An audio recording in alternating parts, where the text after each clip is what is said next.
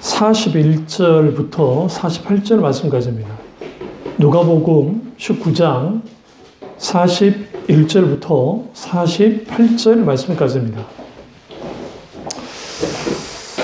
가까이 오사 성을 보시고 우시며 이르시되 너도 오늘 평화에 관한 일을 알았더라면 좋을 뻔하였거니와 지금 내 눈에 숨겨줬도다. 나를 잃지라 내 원수들이 토둔을 쌓고 너를 둘러 사면으로 가두고 또 너와 및 그 가운데 있는 내 자식들을 땅에 메어 치며 돌 하나도 돌 위에 남지 아니하리니 이는 내가 보살핌을 받는 나를 알지 못함을 인함이라 하시니라. 성전에 들어가사 장사하는 자들을 내쫓으시며 그들에게 이르시되 기록된 바 내 집은 기도하는 집이 되리라 하였거늘 너희는 강도의 소굴을 만들었도다 하시니라. 예수께서 날마다 성전에서 가르치시니 대제사장들과 서기관들과 백성의 지도자들을 그를 죽이려고 꾀하되 백성이 다 그에게 귀를 기울여 들으므로 어찌할 방도를 찾지 못하였더라. 아멘. 말씀 제목은 우시는 주님입니다. 우시는 주님이라는 제목으로 우리가 말씀을 나누도록 하겠습니다. 우리가 그 하나님이 우신다라고 하는 이 표현이 아주 독특한 표현입니다. 왜냐하면 세상에 어떤 신도 같이 울어주는 신은 없습니다. 그러니까 세상에서 말하는 신을 딱 생각해 보시면 세상에서 말하는 신들은 강하고 뭔가 문제를 해결을 시켜주고 하는 그러한 신들이에요. 그런데 오히려 성경에서 말하는 하나님은 같이 우시는 하나님이라고 우리에게 분명하게 밝히고 있습니다. 성경에 보면 예수님이 우시는 장면이 딱 두 번 나옵니다. 그 전에도 이제 민망히 여기사라는 표현을 많이 쓰시긴 하지만 실질적으로 예수님이 눈물을 흘렸던 장면은 오늘 그 예수님이 나귀 새끼를 타고 예루살렘 성을 입성하셨을 때 사람들이 호산나 호산나 막 예수님을 높이세요. 호산나 뜻은 이제 구원하소서 지금 구원하소서라는 뜻입니다. 그리고 호산나라는 그 외침 소리는 메시아 왕에 대한 어떤 찬사이기 때문에 예수님을 왕으로 메시아로 받아들이면서 그들이 이제 막 드높였던 겁니다. 근데 막상 예수님이 예루살렘 성전을 딱 바라보시면서 하시는 말씀이 우시는 거예요, 갑자기. 그러니까 우시면서 예수님이 이제 앞으로 예루살렘에서 이루어질 일들에 대해서 주님이 이제 예언을 하십니다.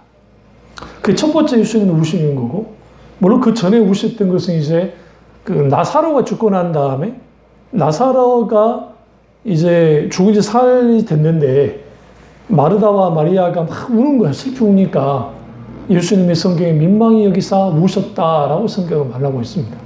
그러니까 이처럼 하나님이신 예수님이 인간의 아픔 때문에 그들에 대한 안타까움 때문에 우셨던 것을 보게 되어집니다. 우리도 살다 보면 울 일이 많습니다. 남자는 태어나서 3번 운다고 하는데 옛날 남자들은 그랬는지 모르지만 요즘 남자들은 펑펑 웁니다. 언제? 갱년기 때. 드라마 봐도 울고 심지어는 사자가 동물 잡아먹는다가 울기도 하고 막 그래요. 그런데 우리는 울 일이 많습니다. 왜냐하면 때로는 너무 기뻐서 울기도 하잖아요. 너무 하는 일이 너무 잘 돼가지고 울기도 하고 너무나 안타까워서 울기도 하고 또 부모였다가 학부형이 되면 아이들이 유치원 졸업할 때 눈물이 나고 또 아이들이 학교 갈 때 눈물이 나고 뭐 이제 입학식 말할 것도 없고 그런 줄 알았는데 군대와 비교해 보면 또 별게 아닌 또 다른 차원의 눈물이 나는 그런 것들. 또 엄마들은 또 딸이 시집갈 때 아빠들이 그렇게 펑펑 운다는데 막 그렇게 울고 그리고 이제 딸이 아이를 낳을 때 엄마들이 그게 또 운다잖아요. 그 고통을 알기 때문에 같이 울고 이제 이런 거는 그나마 인생 주기표상 살아가면서 울 일인데 때로는 사별의 아픔 때문에 울기도 하고 때로는 속상해서 때로는 힘들고 어려워서 인생 사는 게 벅차서 올 때가 있습니다. 그런데 예수 믿는 사람과 믿지 않는 사람의 차이는 뭐냐면 세상 사람들은 혼자 울 일이 많습니다. 또 친구와 울 수도 있고 가족끼리 울 수 있습니다. 근데 그걸로 끝입니다. 세상은. 그런데 놀랍게도 그리스도인들은 함께 울어줄 분이 있습니다. 설사 그게 나 혼자 있다 할지라도 예수는 그분이, 하나님 그분이 같이 울어주십니다. 그 울어주시는 하나님, 우시는 하나님이라는 이 의미가 우리에게 그렇게 와닿지 않을 수 있어요. 왜 그러냐면 그분이 하나님이시다고 한다면, 그분이 신이라고 한다면 우리의 눈물을 닦아주고 우리의 문제를 해결해주면 되지 않는가. 그러나 하나님은 기꺼이 우리의 상처에, 우리의 아픔에 기꺼이 동참하시는 분입니다. 뭐냐면 만약에 하나님이 그런 분이 아니셨다고 한다면 굳이 이 땅에 하나님의 아들 예수님을 이 땅에 보내실 이유가 없었습니다. 그래서 성경은 예수님을, 하나님을 체휼하시는 하나님이라는 표현을 썼습니다. 체휼이란 표현은 무슨 말이냐면 인간의 고통에 기꺼이 동참하셔서 같이 아파해 주시는 하나님, 그분이 곧 성경에서 말하는 하나님입니다. 우리가 장차 갈 하나님의 나라, 눈물도 없고 고통도 없고 죽음도 없고 병듦도 없고 어떤 어둠도 없는 그 나라의 결과물은 자동적으로 얻어진 게 아닙니다. 그것은 예수 그리스도 그분이 십자가에서 못 박혀 죽으시고 모든 사망 권세를 이기셨기 때문에 갖게 되는 게 뭐냐? 하나님의 나라의 영광, 하나님 나라의 은혜, 하나님 나라의 놀라운 이런 유업을 우리가 받을 수 있게 되었던 겁니다.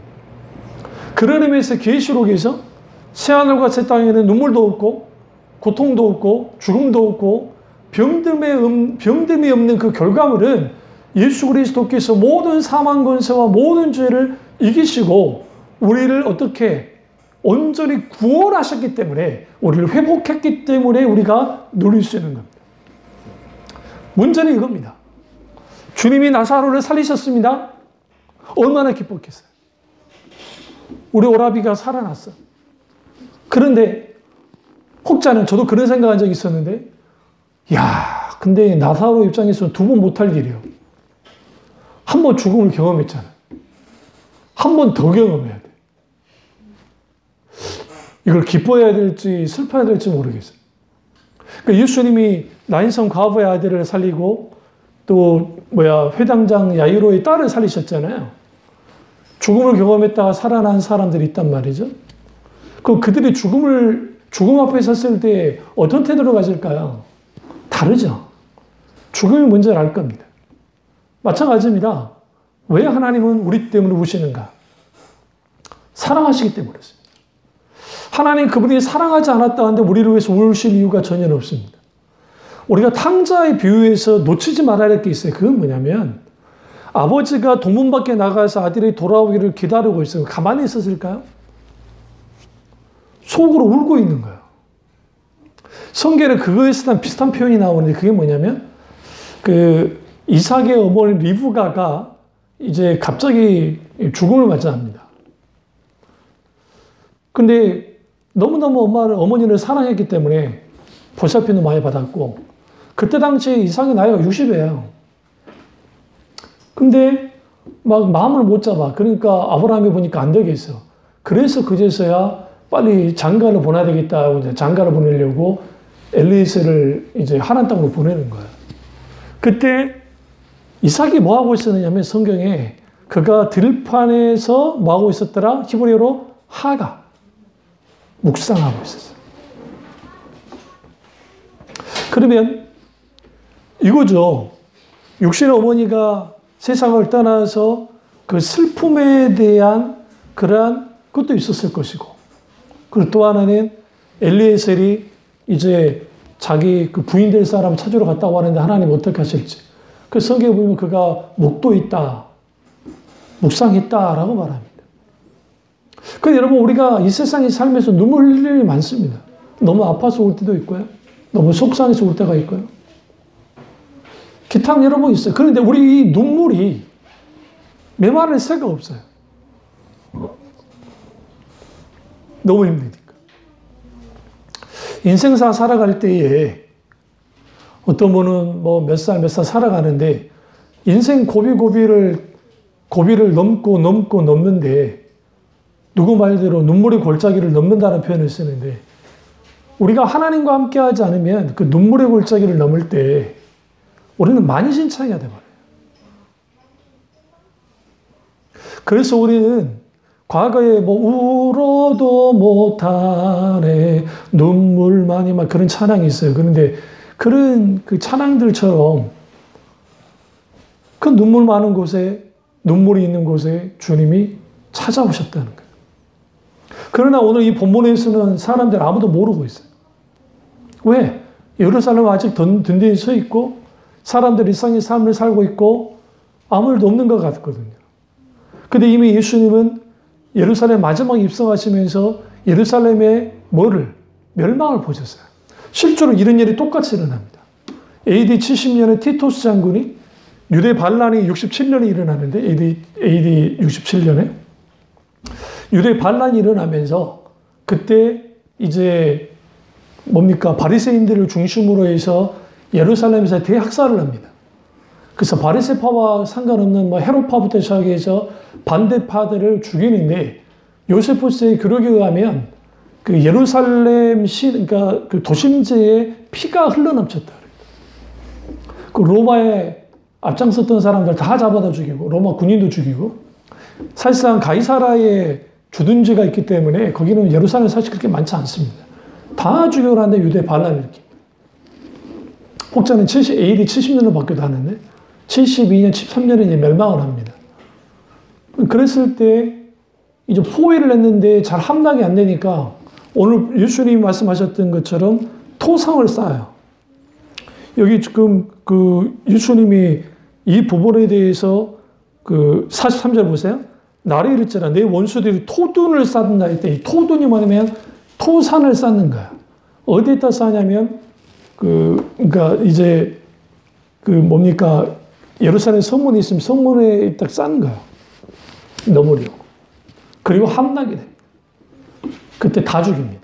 로마 군인들. 살려두지 않습니다. 왜냐하면 몇 번이고 이제 항복해라는 말을 듣지 않았기 때문에 그 거민들을 거의 다 죽여버려요. 나머지 살아난 사람들 끌고 가서 여러분 로마에 있는 그 원형 경기장 있잖아요. 그거를 이제 한 6년, 7년 동안 그 만들게 하고 거기서 다 죽어요, 사람들이. 다 잡혀간 사람들도. 그러니까 이러한 그 예루살렘의 멸망을 보시면서 너희는 너희 자녀들과 너희 처제 때문에 울어라고 주님이 말씀하십니다. 그러니까 오늘 우리는 여기서 뭘 할 수 있냐면 우리는 천년만년 살 것처럼 살아가고 어떤 권력을 잡으면 그 권력이 영원할 것처럼 권력을 누리면서 하는데 기껏 해봤자 아무리 권력 오랫동안 누려도 정말 독재자가 아닌 이상 우리나라 같은 경우에 대통령 해봤자 몇 년 합니까? 5년밖에 더 합니까? 국회의원 4년 하고 떨어지면 그만이고. 그다음 죽자 살자 그렇게 하면서 살아요. 왜? 그게 최고 같거든요. 왜? 그렇게 한 애가 사는 것 같거든요. 거기에 의미를 두면서 살거든요. 그럼 정치인들이나 그 사람들 이렇게 말합니다. 우리는 서민들의 눈물을 닦아주고 싶다고. 웃기지 말라 하세요. 어느 정치인이, 어느 사업가가, 어느 대단한 사람들이 사람들의 눈물을 닦아줬나요? 우리 주님 외에는 없어요. 사실. 주님의 그 눈물을 닦아주시는 것을 보게 되었습니다. 그래서 예수님의 눈물은 오늘 이 예루살렘 성을 바라보면서 우셨던 그 눈물과 나사로의 죽음 앞에서 우셨던 그 눈물이 있는데 여기에서 우리는 뭘 봐야 되냐면 왜 주님은 우리 때문에 우셔만 했는가? 그럼 이제 우리는 이렇게 합니다. 야, 니네가 믿는 하나님 우는 것밖에 못하냐? 정말 능력 없다. 참 너 바보 같다. 니네 신이 무능력하니까 그냥 울 뿐이야. 그게 아니에요. 하나님의 눈을 들어서 하나님의 손을 들어서 모든 문제를 알아서 해결해 주면 얼마나 좋아요. 그래? 그래? 나 다 해결해 줄게. 그래? 다 해줄게. 그런 하나님이 아니라고요. 하나님은 한 인생이 어떤 인생을 살아갈 때에 충분히 주님의 본심은 그들이 고통받고 고난받는 걸 원치 않으세요? 분명하게 성경도. 그런데 인생은 죄 아래 있기 때문에 그 죄의 본성 가운데 살아가는 인생들, 그리고 죄악 속에 있는 인간들이 만들어낸 사회라는 것은, 세상이라는 것은 불완전하고 위험하기 짝이 없고, 그런 상황 속에서 눈물 흘릴 일이 너무 많다는 거야. 근데 주님은 우리의 자유우주 이상으로 오셔서 주님 역사는 그런 하나님이 아니에요. 기꺼이 주님이 뭐 하시는 거예요? 찾아 들어오시는 거예요. 그리고 같이 뭐 해줘요? 아파하시고 같이 그 슬픔을 짊어져요. 이게 세상신이 못하는 것이고 사탄이 못하는 일이에요. 다시 말하면 하나님이, 잘 들으세요, 죽으실 수 없는 하나님이, 생명 그 자체이신 하나님이 죽었어요. 왜 죽었어요? 우린 잘 알아요. 우리를 살리려고. 물어봅시다. 여러분이 그런 말할 가치가 있는 사람입니까? 솔직히 까놓고. 우리가 그런 말할 가치가 있는 사람인가요? 솔직히 아니잖아요. 응?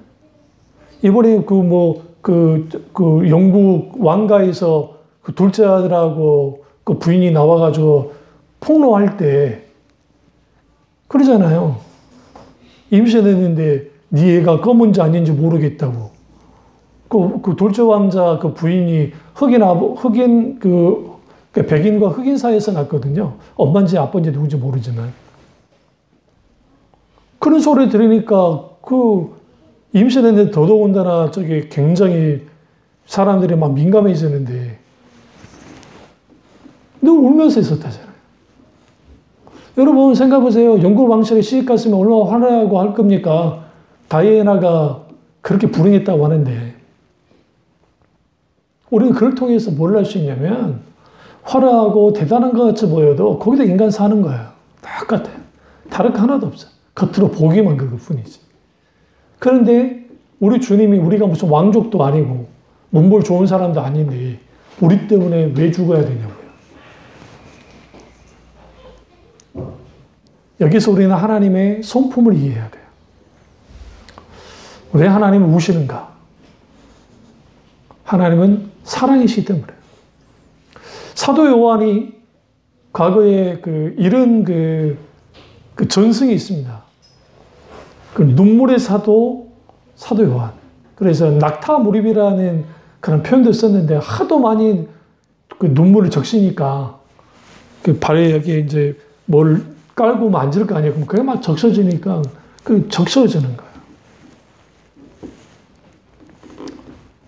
왜 그렇게 사도 요한이 울었느냐?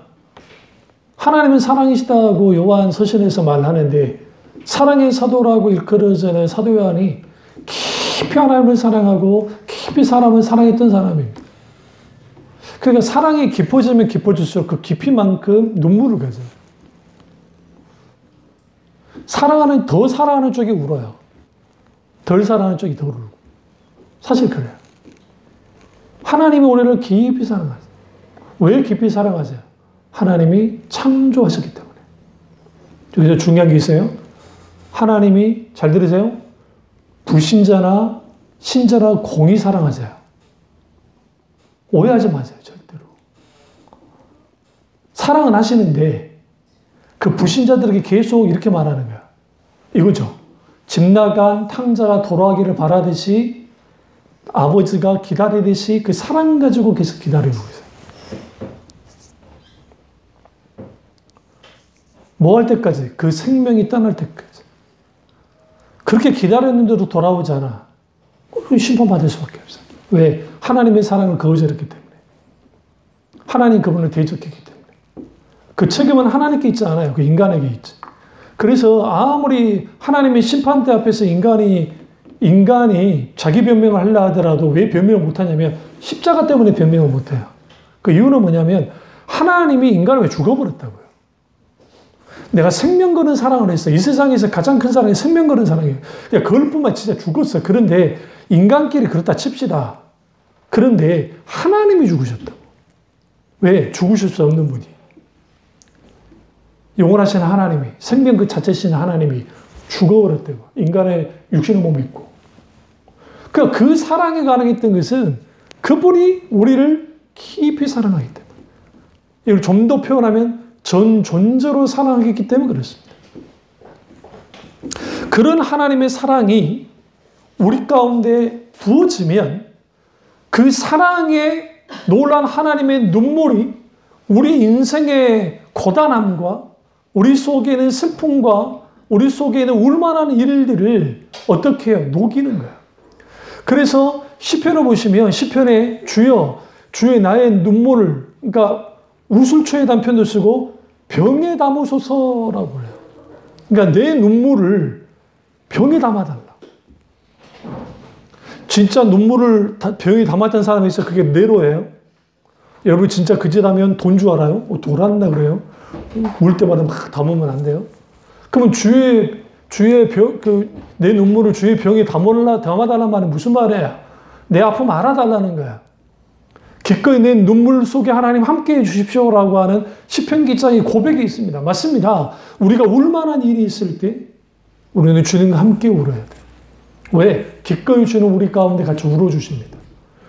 목사님, 그러면 그 우는 것 정도가 뭔 큰 의미가 있습니까? 아니요. 그 주님의 눈물은 그냥 단순한 눈물이 아니니까 그래요. 첫 번째는 같이 아파하시는 눈물이에요. 그 같이 아파하신다고요. 여기에 뭐가 부어지냐면 아버지의 마음이에요.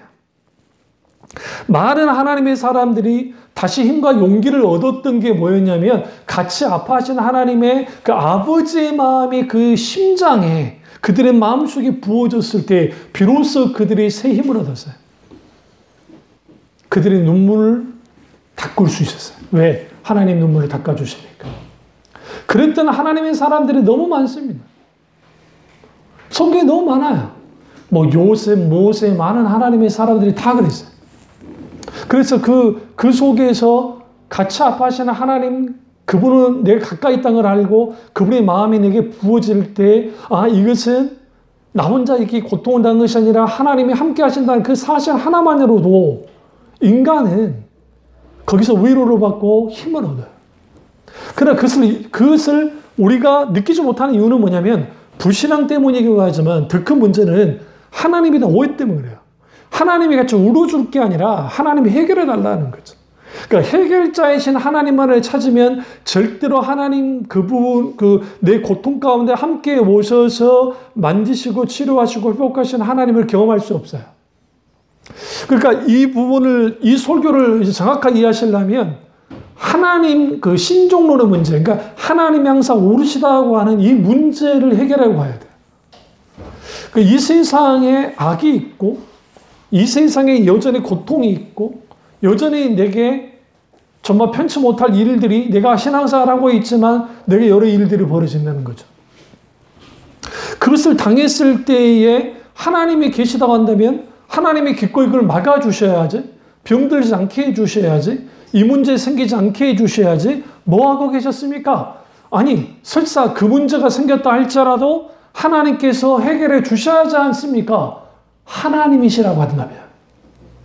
여러분 여러분 누구나 하나님께 그렇게 반응할 수 있어요.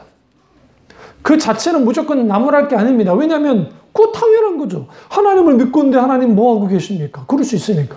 그래서 성경에 시편에서도 도대체 하나님 뭐하고 계십니까? 라는 그런 타오는 시들이 굉장히 3분의 1이나 될 만큼 많은 거예요.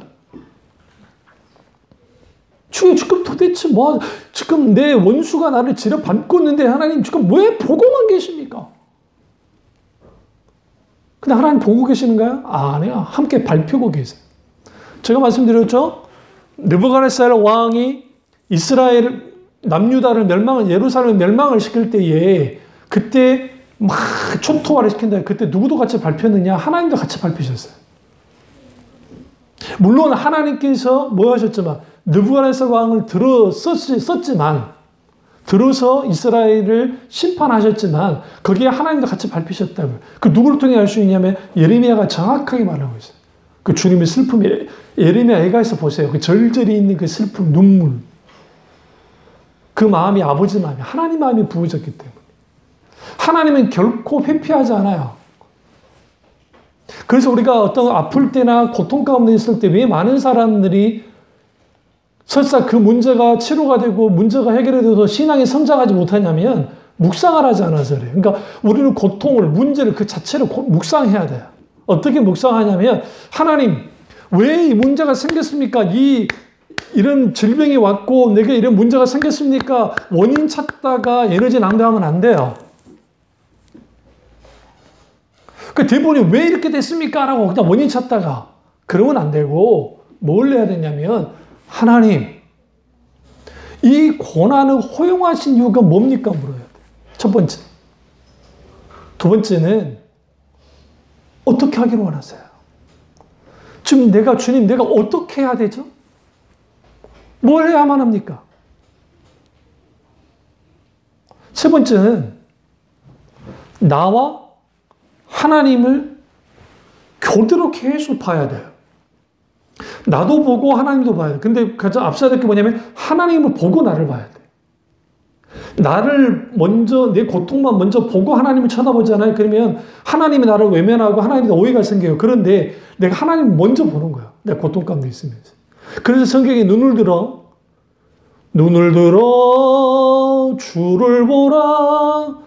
내 모든 염려 주께 맡겨라. 슬플 때에 주 예수 얼굴 보라. 평화의 주님 안식 주리라. In these dark days live on your eye to Jesus. 그러니까 여러분, 아주 어두움의 날이 닥칠 때 live on your eye to Jesus. 눈을 들어 주님을 보는 거야. 그러니까 그렇게 볼 때 우시는 하나님이 그냥 울기만 하는 분이 아니라는 거예요. 기꺼이 그 문제에, 그 아픔에, 그 고통에 같이 주님이 동참하셔서 같이 끌어안아 버리는 거예요. 뭐하지 못하도록, 원수가 더 이상 깨부수지 못하도록, 뭐하지 못하도록 하나님이 보호하시려고. 그 속에서 깊이 묵상하게 되어지면, 하나님을 찾게 되어지면 거기로부터 알아요. 왜 주님이 이것을 허용하셨는지. 알게 되어질 때 비로소 우리는 뭐냐? 오시는 하나님이 내 옆에 계시다는 것, 우리 가운데 계시다는 게 얼마나 감사한지를 알게 됩니다. 당연히 감사 영광을 하나님께 드리게 되는 거예요. 그래서 같이 아파하시는 하나님의 눈물이고, 두 번째는 그 하나님의 눈물은 단순히 그냥 네 상황, 네 처지 때문에만 우는 건 아니에요. 왜 우느냐? 인간의 근본적인, 그러니까 인간의 근원적인 죄 때문에 울어요. 그러니까 인간의 죄악 때문에 우신다고요. 근원적인. 모든 인간은 죄를 짓습니다. 죄 짓지 않는 인간은 하나도 없습니다. 모든 인간은 하나님 앞에 죄인입니다. 그러니까 아담과 하와가 타락했을 때 죄가 들어왔잖아요. 근데 그럼 딱 보세요. 거기에 세 존재가 나오는데 아담, 하와, 뱀이 나오잖아요. 하나님은 이제 여기 딱 계시고, 세 명 중에 자기 죄 때문에 눈물을 흘리거나 안타까워한 사람이 한 명도 없어요. 있어요? 없어요. 아담은 하와 핑계 댔잖아요. 언제 내가 하와 달라 했어요? 하나님이 주셨지? 하와가 뭐라 했어요? 핑계 댔습니다. 하와가 딱 아담을 딱 쳐다보니까 뭐 눈을 부라려. 한 대 맞을 것 같거든. 하와 눈을 딱 피하면서 뱀을 쳐다보면 저것이, 저 기어다는 저것이 나를 꼬드겠다고. 응? 핑계합니다. 뱀? 아무 말도 못하죠. 쥐가 저질렀으니까. 뱀 뒤에 누가 있어요? 사탄이 있었습니다. 옛뱀이. 그런데 오히려 뱀 때문에 가장 아파하시고 안타까웠던 분이 누구예요? 하나님이세요. 왜냐하면 죽여야만 하니까. 하나님의 생명만큼 하나님 그분이 가장 아끼고 사랑하는 존재. 우리가 그랬죠. 예수님이 십자가에서 못 박혀 죽으신 것은 인간의 가치를 예수님만한 가치로 여기셨기 때문에 가능했다고. 그게 아니었다 한다면 굳이 인간을 하나님이 죽으실 이유가 전혀 없어요. 하나님이 그 죄 때문에 안타까웠다. 그래서 구약이든 신약이든 딱 보세요. 하나님의 선지자들의 입과 제사장이든 하나님의 사람들의 입을 통해서 하나님이 그 죄 때문에 분노도 하시지만 굉장히 안타까워하세요. 슬퍼하세요. 거기에 스며들어 있다. 그래서 수많은 죄책감 있잖아요. 수많은 죄책감은 어디로부터 무너지냐면 예수 그리스도의 십자가 앞에 나갔을 때 아파하시고 우시는 하나님, 그분은 하나님, 그 하나님을 만나게 되어지면 우리 속에 있는 사탄이 부어주는 막 정죄하는 그런 잘못된 죄책감들이 녹아내려요. 우리 속에 있는 우리 발목을 잡고 있는 과거의 상처, 어두운 구린자들 막 그런 것들이 녹아내 버린다. 그래서 그 주님의 눈물을 우시는 하나님은 단순히 우는 게 중요한 게 아니라 주님의 함께 울어주심을 통해서 기꺼이 그 사람을 뭐 해줘요? 세워주시는 거예요. 그것을 주님 오늘 이 본문에서 말을 하고 있는데 그들은 뭐 하고 있어요? 여전히 이 주님의 본심을 알지 못하고 그냥 뭐 하고 있어요? 될 대로 되라. 자기들 마음대로. 그래서 그 성전에서 막 물건 팔고 하는 것들, 이거 잘못된 거 아니에요? 성경을 잘못 읽으니까 45절 보세요. 19장 45절. 성전에 들어가서 장사하는 자들을 내쫓으셨다. 장사하는 것 자체가 잘못된 게 아니라고요. 왜 그러냐면 어디서 장사를 했느냐가 중요하고 또 돈 바꾸는 것도 이것도 그렇고 그럼 뭘 장사를 했겠는가? 제사 드리는 제사 물품들을 장사를 한 거예요. 근데 이것은 이미 구약의 율법서에 다 나와요. 그렇게 해라고. 근데 문제는 뭐냐면 이거예요. 이 시대의 대제사장들과 이 사람들이 어떤 장난질을 했냐면 하나님께 드려지는 양이나 소나 어떤 비둘기든 뭐든 다 온전해야 돼요. 그러니까 흠 있는 게 하면 안 돼요. 그런데 이 나쁜 인간들이 흠이 있는 것들도 팔아 제끼는 거예요. 근데 그것도 폭례를 취하면서. 그러면 멀리에서 양을 데려오다 보면 양이 막 상하고 병들 수 있으면 제사는 못 드리잖아요. 그러니까 먼저 있는 사람들은 절기 때 와서 그렇게 할 수가 없으니까 돈 가지고 와서 돈으로 사야 되는 거예요. 근데 거기에 장사를 하는데 어떻게 하냐면 하나님께 드리는 걸 정당화하면 되는데 폭리를 취하고 그나마 좀 온전한 거를 그래 폭리 취했으면 그것도 문제지만 더 큰 문제는 병들고 문제 있는 것들도 다 뭐예요? 들어오게 하고 또 어떤 사람이 막 양들을 가지고 올 거 아니에요. 사지 않고. 그러면 앞에서 성전 문지기가 빠꾸를 해버리는 거예요. 아니, 아무 문제도 없는데. 흠을 잡아가지고. 이거 문제 있어 돌려보내는 거야. 그러니까 예수님이 그거를 보시면서 분노하신 거야. 어떻게 장사치들의 무리가 이곳에 있냐는 거죠. 내 아버지 집은 기도하는 집이다. 이 말씀도 구약에 있는 말씀 그대로 인용하시는 말씀인데 그 미가서를. 근데 예레미야서요? 근데 그 말씀을 하셨는데 근데 문제는 뭐냐면 성전교회 성전세를 내야 되니까 돈을 바꾸는데 반세기면 되는데 이게 말도 안 되는 이 세계는 뭐 밖에서 무슨 뭐 통용되는 돈도 아닌데 이걸 또 장난질을 해버리는 거예요. 보세요. 이 모습이 어떤 모습이냐면 예루살렘이 왜 무너져야 되는지를 분명히 보여주고 있는 장면이에요. 예수님이 들어가시면서 그러니까 성전을 들어가기 전에 보셨죠? 멸망할 거라고 예언을 하시잖아요. 그리고 성전 안으로 들어가셨어요? 거기에 멸망할 수밖에 없는 일들을 벌이고 있었는데도 어느 누구 하나 뭐 하고 있어요? 그것을 잘못했다고 하는 사람이 없었다고요. 그 시대에 가말리엘 문화에 힐렐 학파가 나서지도 않았고 바리새인들이 그렇게 나서지도 않았다고요. 지금 망조가 일어나고 있는 거예요. 망할 수밖에 없는. 그러니까 주님이 성전 들어가기 전에 눈물을 흘리셨는데 그 눈물이 뭘로 바뀌었어요? 분노로 바뀌신 거예요. 근데 그것은 왜 분노하셨냐면 그렇게라도 그렇게 바뀌기를 원하는데 성경은 뭐라고 그래요? 47절. 제사장들과 서기관들과 백성의 지도자들 그를 죽이려고 꾀했다고요. 오히려 예수님을 죽이려고 꾀했어요. 오히려 백성들이 예수님을 따랐어요. 사람들은 환호성을 질렀습니다. 예수님 하신 일이 옳다는 거죠. 그래서 여러분 우리는 여기서 뭐를 할 수 있냐면 오시는 하나님이 무력해서 오시는 게 아니야.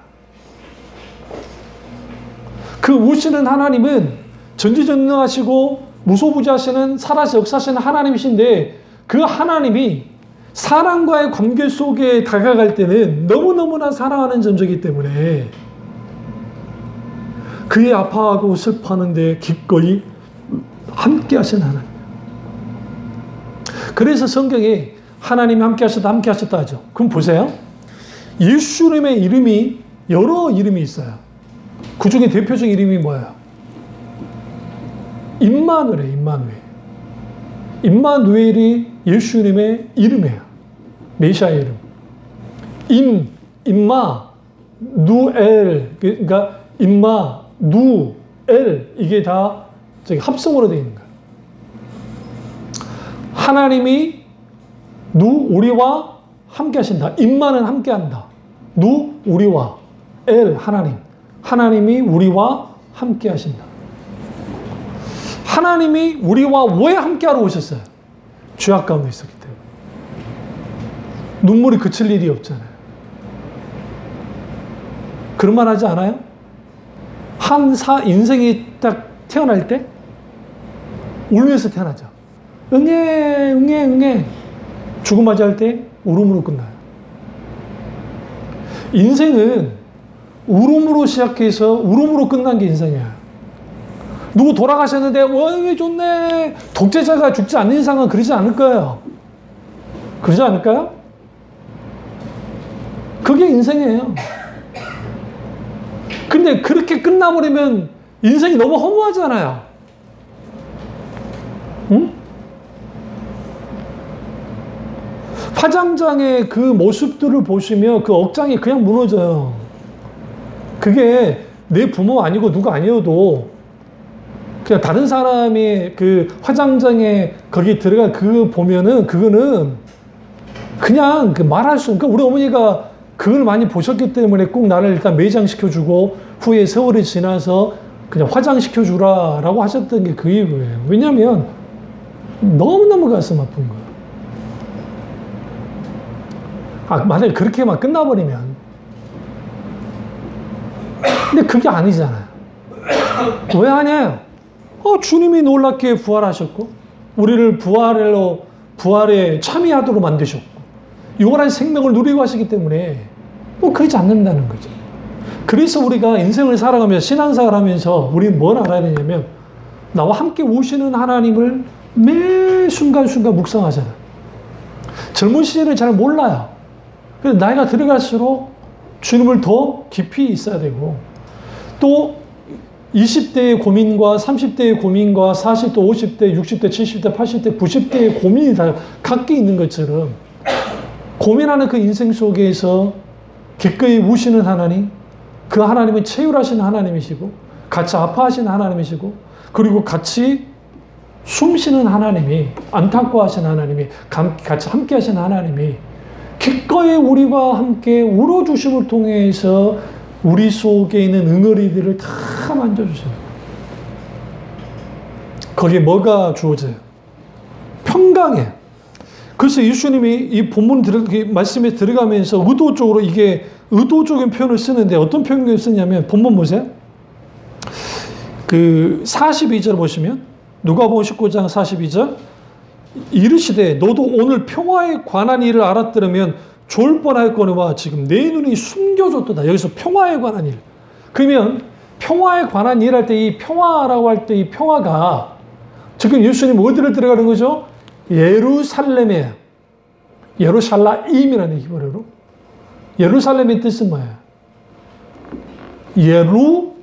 예루살렘. 복합어인데 지금도 예루살렘의 본 뜻을 몰라요. 그러니까 이게 그 어원적으로 어떻게 왔는지 모르는데 그냥 이렇게 봐요. 평화의 도시라는, 그러니까 평화의 도시, 평화의 성. 샬렘이잖아요. 샬롬에서 왔다고 봐요, 많은 분들이. 근데 이 샬롬, 평강, 평화. 근데 예수님이 평화에 대해서 말해요? 평화는 어떻게 주어진지 아세요? 하나님이 우셔야 와요. 다시 말하면 하나님이 죽으셔야 평화가 와요. 주는 평화 막힌 담을 모두 하셨네. 주는 평화 우리의 평화 염려 다 맡기라 주가 돌보시니. 주는 평화 우리의 평화, 우리의 염려를 주님께 맡겨야 평화가 와요. 그런데 그 평화가 어떻게 왔냐고요? 우시는 하나님을 통해서. 예수님 십자가 오빠가 죽으실 때 하나님이 아이고 잘 죽는다 잘 죽는다 그랬다고 생각하세요? 삼위체 하나님이? 멜 깁슨이 더 패션 오브 크라이스트에서 마지막 엔딩 장면에서 세상 사람들은 그걸 욕했지만 너무 노멀하고 너무 이거 좀 자기적이고 너무 좀 대놓고 그냥 그런 거 아닌가? 저는 완전 다르게 봤어요. 실제로 성경에 보시면 성경에 지진이 났고 어두워졌고 순식간에 어두워졌다고요. 그러면서 위에서 그런 빗방울이겠지만 툭 떨어지는데 그걸 쭉 지구 밖에서부터 우주에서부터 떨어지는 것을 표현해서 쭉 떨어져서 예수님 십자가 거기로 탁 하면서 이제 그 지진이 나게 막 했는데 그게 주님의 눈물이잖아요. 표현이. 하나님 안 우셨을까요? 우셨어요. 그래서 주님이 우리를 위해서 우실 때는 아들을 죽인 그 마음을 가지고 우세요. 특히 누구에게? 믿지 않는 자들을 향해서. 누구에게? 하나님을 믿긴 믿는데 너무 문제 있는 신앙을 갖고 있는 사람들을 향해서. 그게 아니라 할지라도 인생에 무거운 짐을 지고 가는 사람들에게 같이 하나님 울어주시는 거예요. 그래서 우리는 우시는 하나님을 가까이 해야 돼요. 과거에 제 기억도 그래요. 과거에 권사님들은 참 눈물이 많으셨어요. 그래서 그 흰 이런 그 소수원 같은 거 막 그런 것도 가지고 다니셨고, 이게 없으면 또 이렇게 흰 한복 같은 거 입고 계시다가 그냥 이렇게 푹 푸세요. 그냥 거기다 풀고 막 또 옷소매에 풀기도 하시고 그러면 우니까 그 교회에서 예배 드리다가 막 눈물 나니까 막 그런다. 그럼 지금 생각하면 목사님 소개가 그렇게 그다지 또 뭐 슬픈 건 아니요. 근데 어린 내가 들어도, 왜냐면 어머니가 뭣도 모르고 같이 가서 그냥 앉아있으니까 나는 형처럼 떠들지 않으니까 가만히 있는 애니까. 그러니까 나는 늘 수요 예배고 또 금요 철하고 나는 데려갔다고, 형은 잘 안 데려가고, 형은 막 천방지축으로 돌아다니고 하니까. 그러니까 그럼 이제 거기 있다 보면 가만히 있으면 권사님들이 막 울어. 그럼 나 이제 쳐다보는 거야. 그러면 거의 동시적으로 비슷하게 권사님들이 반응해요. 주여, 주여, 아버지, 아버지. 그 나도 아버지 해달라는 거야. 애가 아버지. 그부터 권사님들을 보고 또 웃어주고 막 얘가 그런다고. 근데 그 기억이 그 어린애의 기억 속에 있어요. 근데 여기 왜 그 인상적이었냐면, 왜 그렇게 권사님들이 우셨을까? 생각해보세요. 그 시대가, 제가 어렸던 시대가 6.25 전쟁 끝나고 좀 괜찮아지긴 했지만, 그때가 20년 조금 넘은 거예요. 그러니까 25년, 30년도 안 될 때요, 그때가. 제가 어릴 때 생각, 내가 5살 막 그랬다고 생각해보세요. 그러면 그렇게 되지 않은 시기라고. 그러면 그 집집마다 아픔 없는 데 없고, 상처 없는 집이 없는 거예요. 또 군사 독재감도 있었고, 또 조금 이제 그 시대가 조금 살라고 할 때이긴 하지만, 그러니까 교회 와서 그렇게 오는 거예요. 오늘날 우리가 뭐가 사라져 버렸냐면, 하나님을 그릴 때, 하나님 그분이 능력이 많으시고, 은혜가 많고, 막 그런 하나님인 건 사실이에요. 그리고 실제로 그렇게 정말 하나님이 강단 있게 그렇게 역사해주는 하나님이기도 해요. 그러나, 하나님 우리에게 다가오실 때는 하나님이 우리보다 더 사랑하시기 때문에 그 사랑의 깊이만큼 주님은 정말 낮아지셔서 찾아오세요. 낮아지셔서. 그 하나님 만나는 사람들이 깊이 하나님을 알아요. 그분의 능력을 몰라요? 알아요. 보세요. 하나님의 가장 무력함, 하나님 그분의 가장 약할 때가 언제라 했어요? 십자가에 있다 했잖아요. 왜? 이 십자가는 하나님의 처형장소였기 때문에. 하나님이 죽으셨기 때문에. 왜? 예수 그리스도 그분이 하나님이시니까. 그런데 그 가장 하나님의 약함으로 인간을 구원한 거 아세요? 하나님의 가장 약함으로 사망 권세를 이기는 거 아세요? 세상 신들은 자기 강함으로 이긴다 그래요. 아니에요.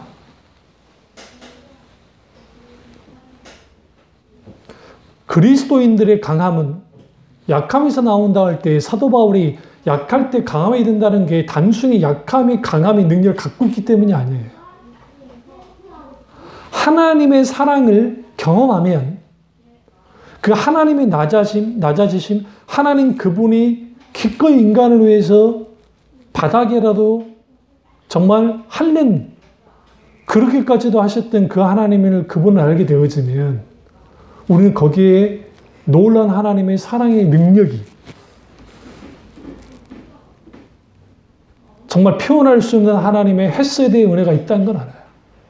그 은혜가 하나님의 사람들을 붙들 때 그들은 강함으로 서는 것이 아니라 그 하나님의 은혜로 서고 긍휼로 서고 인자하심으로 서서 기꺼이 세상과 맞서 이기고 기꺼이 죄와 맞서서 이기고 기꺼이 죽음과 맞서서 이겨버려요. 결코 그들이 강함으로 이겼던 사람들이 아니에요. 오늘 우리가 사순절 기간이고 곧 있으면 고난주간이고 그리고 4월 첫째 주가 이번에는 좀 빨리 때문에 부활절인데 우리가 이 절기 속에서 우리는 깊이 봐야 돼. 뭘 봐야 되냐면 과연 내게 있어서 이 하나님이 그 우시는 하나님이 우리 하나님이 내게 어떻게 다가오고 있는가. 여러분 정말 속상할 때 있잖아요. 나 혼자 울 때 있잖아요. 우시되 늘 말씀드립니다. 하나님 앞에 우시라고요. 아니 물론 그게 신사한탄으로만 끝나면 안 돼요. 네? 처음에는 신사한탄으로 갔다 할지라도 찾아야 돼. 어떻게? 하나님 나 힘들어요. 하나님 나 죽겠어요. 하나님 나 어떻게 해야 돼? 그러니까 오셔야 주님 와달라고. 제발 오셔달라고. 그래서 모든 사람들은 그리스도를 믿는 하나님의 사람들은 날마다 십자가 앞으로 나와야 돼. 십자가 사랑 앞으로 나와야 돼. 그리고 그분의 사랑을 기억하고 느끼고 경험해야 돼. 그 속에서 내가 감당하기 힘들고 때로는 눈물 많은 이 세상을 살아갈 때 내 인생 이거 어떻게 살아갈까 하는 이런 어떻게 살지의 문제, 내가 누구인가의 문제, 무엇을 위해서 살아갈 그 문제, 내가 어떤 방향으로 살아야 되는 이 모든 인생의 근본적인 의문들을 놀라우시니 우시는 하나님과의 교제 속에서 이게 다 하나씩 해결이 돼버려요.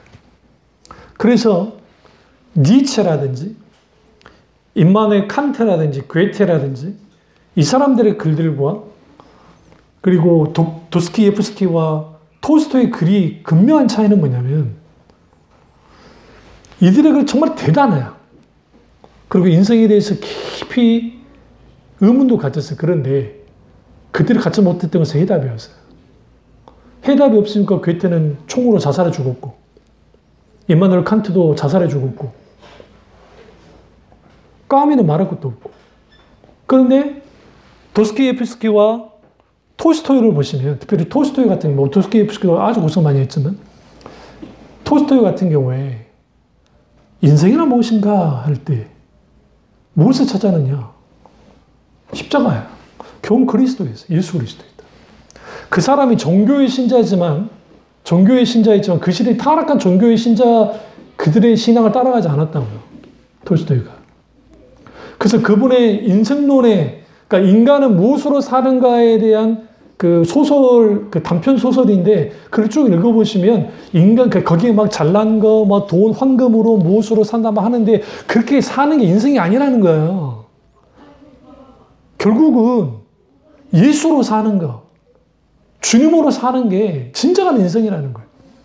근데 그게 단순히 교리로서가 아니라 인생의 끝자락에, 그러니까 공산화가 됐는데 톨스토이가 살아남을 수도 있었던 가장, 도스토옙스키 말할 것도 없고, 이유는 뭐냐면 그가 귀족이었고 어마어마한 부자였는데, 여러분, 그 농지를, 그 시대에 있을 수 없는 일을 농노들에게 다 나눠줬어요.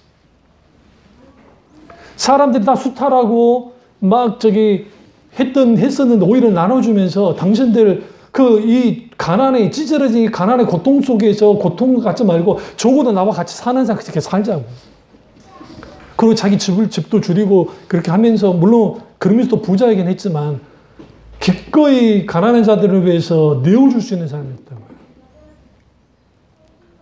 그러니까 러시아 혁명이 났을 때, 그 볼셰비키 혁명이 났을 때, 공산화 될 때 막 그 난리를 쳤어도 누구를 안 만졌느냐? 절대로 톨스토이는 건들지 않았다.